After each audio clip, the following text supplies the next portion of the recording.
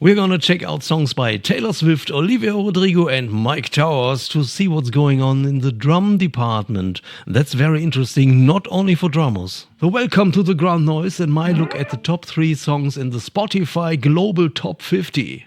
If you're a music producer of any sort, you gotta check out the drum parts of the world's leading pop artists, and that's what I will do right now.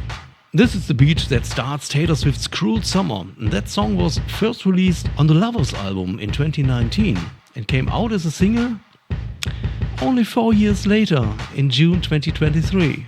It's a one-bar drum loop that goes on and on throughout the whole song. After the first chorus, they muffle it down for 1 bar. Right before the second chorus, they fade it away. Listen carefully, it's not a mute, it's a fade.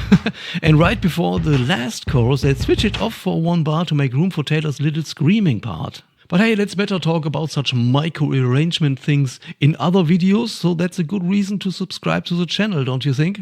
Michael Riddleberger is mentioned as the drummer in Cruel Summer, but I don't know anything about the actual recording process. But what I do know is that it's a fun groove for every drummer. Many syncopated bass drum strokes and a backbeat.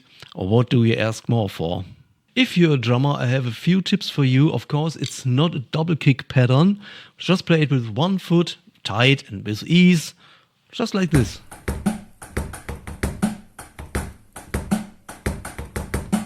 We also need to talk about the snare sound, of course. It's a very common thing that the real snare sound gets replaced with something else. My recreation only goes slightly in the direction of Cruel Summer. In fact, the original is a synthetic sounding snare clap combination, whatever, that also has a high-pitched pling, pling, pling, pling in it that almost gets a bit annoying once you've noticed it. Pling. Also, they play that nice vocoder effect on the snare positions. Yeah, yeah, yeah. So what can we learn from Cruel Summer so far? A 1-bar loop can be enough as long as it has its own character. You know, a drummer's choice pattern, boomy bass drum and weird snare sounds. Oh, and I need to mention that I think that they've tuned the bass drum and pling to A. You don't need to do that, but sometimes it's a good idea. What else? If you're a drummer, maybe in a top 40 band, or you just want to learn how to play the song, the challenge is to play that pattern for 3 minutes straight, no fills, no cymbal strokes and whatnot. Your bass drum foot will thank you for that. I will come back to Cruel Summer a little later again, but now let's finally talk about the phenomenal song Vampire by Olivia Rodrigo. Oh, before I forget, links to all the songs are in the show notes. You might want to check them out, especially if you're an old guy like me and always complaining about the young people and how good everything was back in the days. 20-year-old Olivia Rodrigo will prove you wrong, in a good way. Vampire is the first single from the album Guts and full of surprises. And that's a fine lesson for every songwriter. Surprise the listener, keep it interesting, and tell a story not only with words, but also with the music. I'm very sorry for acting too much like a fan here, but can we just appreciate a good song for a second? Is that possible, yeah? I told you that the song is full of surprises, so I don't want to spoil too much, but Vampire starts as a slow piano ballad and quickly turns into something different. Like out of nothing, a fast 4-on-the-floor kick comes up. It's not very aggressively sounding, kind of muffled. And then, in the chorus, drummer Sterling Laws overtakes the groove, now playing it in a rocking way, but, and that's important for the drummers, with ease and a high focus on the groove and an incredible drive. Make a note. Just because a song goes a little faster and has a very straight beat, it doesn't mean it's heavy. Stop wanting to turn everything into metal, okay? Later in the bridge, when in the video Olivia is fleeing, that part, Sterling Laws starts to play more expressively on the snare.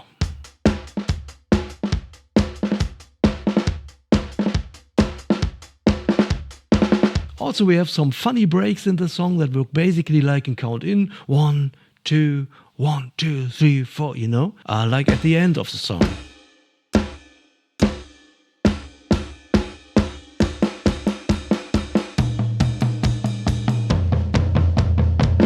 Very simple, very effective.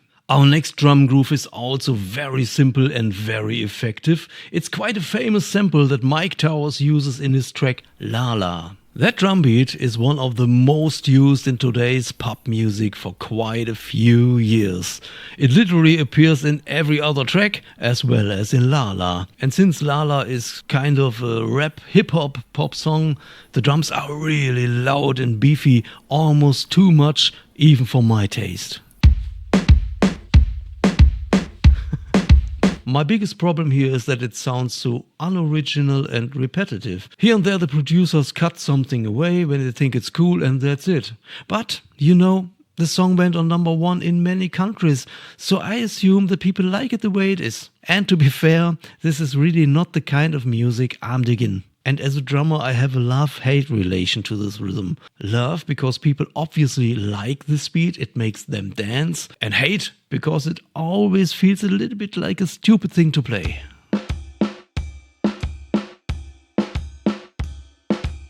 Believe it or not, but this is, like I've said before, one of the most wanted drum patterns in today's pop music, so I feel challenged to make a dedicated video about it, where I show you how it works and how you can come up with cool variations. Just a quick hint, when you take the main accents,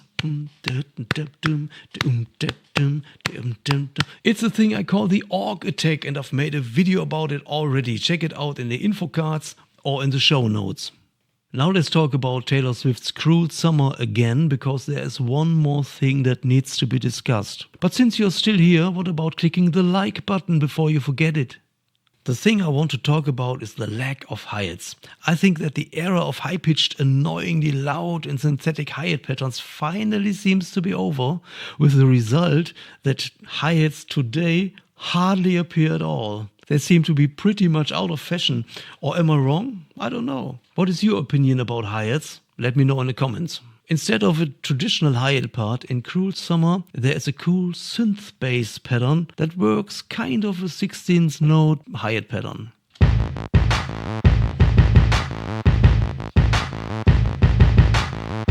In case you hate hi-hats, this is a way you can replace them. Okay, what have we learned from these 3 top songs in terms of dealing with a drum beat? First, a simple 1-bar loop can be enough, like in Cruel Summer and LALA.